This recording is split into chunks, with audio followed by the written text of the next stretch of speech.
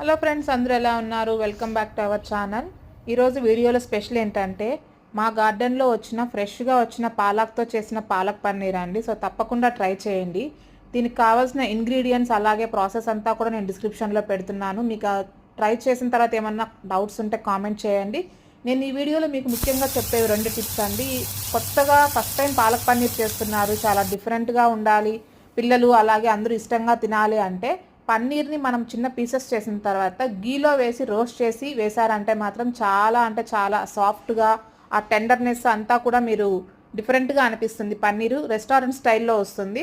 అలాగే ఇంకో టిప్ ఏంటంటే కస్తూరి మేతిని వేయండి కర్రీలో. అదేంటంటే మనకి ఆ ఫ్లేవర్ వల్ల చాలా డిఫరెంట్ టేస్ట్ అనేది అనిపిస్తుంది. సో ఈ 2 టిప్స్తో తప్పకుండా ట్రై చేసి ఎలా ఉందో కామెంట్ చేయండి. సో మన స్పెషల్ పాలక్ పన్నీర్ అయితే రెడీ అండి. See you on next video.